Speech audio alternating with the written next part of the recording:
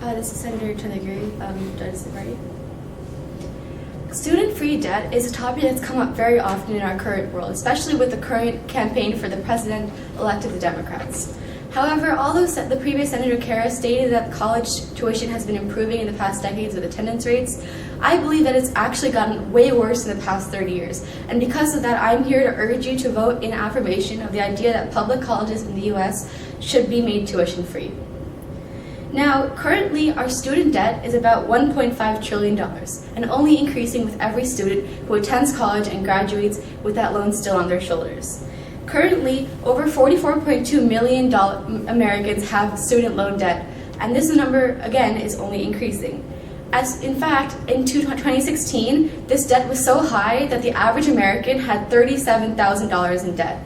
Now, this doesn't even take into account private schools or people who are going into more advanced forms of education, which will cost even more dollars, such as taking a PhD degree.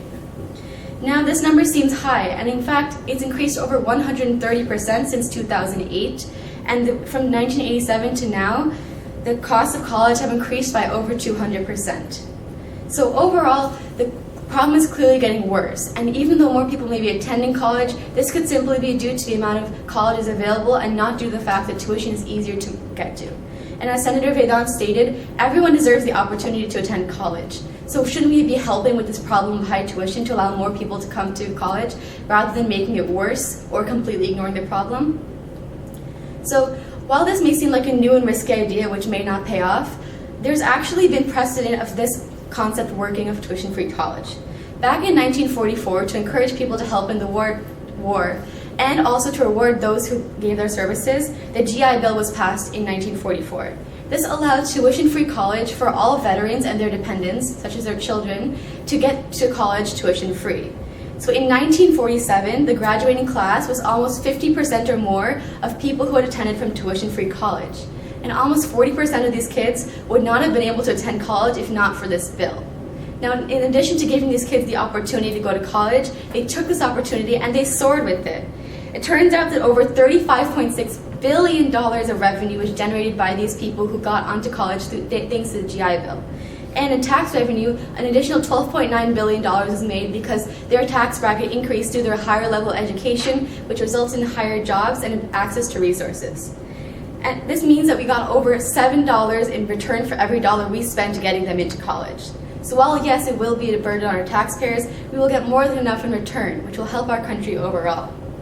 In addition to making more money, these people, now that they had a better standing in life, had more time to volunteer, donate to charity, and actually were more involved in elections and voting, which increases our country's ability not just in the economic standpoint, but culturally and as humans themselves. And finally, many well-known people actually benefited from this program. I don't have the specific names, but at least 3 US presidents, 3 Supreme Court justices, and many entertainers were all part of this program. So without this program, and this program that we want to put into place today, we may be keeping back future presidents, future Supreme Court justices, and future entertainers. So thank you. I urge you to vote for this bill today.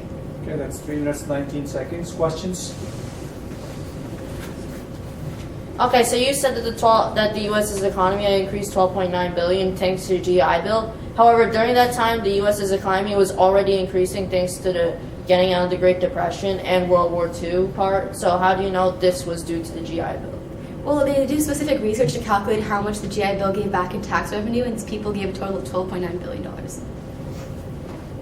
Senator, you stated that it was like 130% increase from the 90s to 2008, but after that it started to actually slow down again, and now it's actually not as fast as it was back then. What do you say about that? If the increasing rate is not as fast, it doesn't change the fact that it's still increasing or that we have increased from this point in the past. Okay, Senator, in your speech you were talking about how there's like a really high student debt. But how do we know that the debt is caused by high tuition rates rather than just like bad student choices such as spending a lot of money on spring break?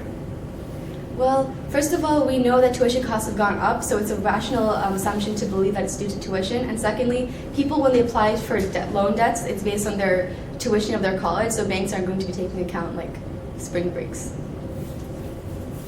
All right, thank you, Senator.